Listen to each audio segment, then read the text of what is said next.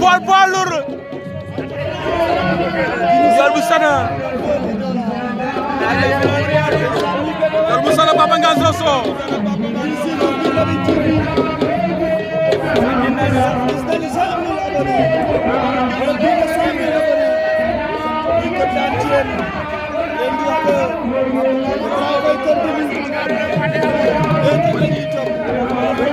moo leen di abonné bi ci biir Arène TV 100% Ndiom simple ndeysaan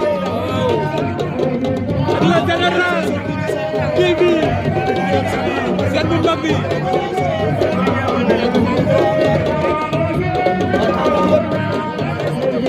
la grande finale de la soirée si Ndangaan Samb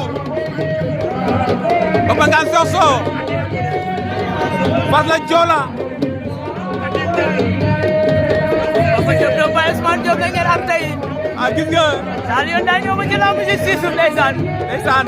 Final baa ngi noonu le 9 juillet 2023. Bisu Ndangaan Samb. ak doomi production moom Nabou Ngom. ndeysaan. waaye nee naa la mbër poids léger ñoo mujjee finalu lamb ji de. poids lourd yëpp wadd nañ de. waaw poids lourd yëpp wadd nañ. maa la wax loolu. tey ku ne woon Ndiol bu Sana dina finalu doo ko gëm. waaw Ndiol bu Sana. ndeysaan. waaye daanaan la. dem na final. waaw. moo finalu man faa fa ko poids léger daanu. ndeysaan. dem baasul final poids lourd daanu. ndeysaan. mu ñëw ñu xool.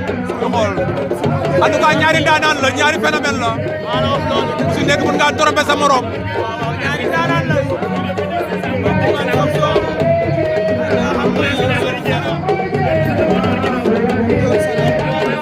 Ndiol ngay dem maninam mu ngi xot na pe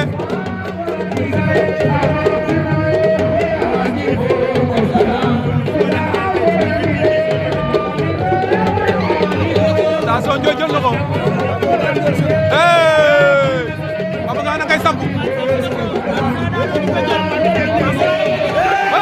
daan na ko top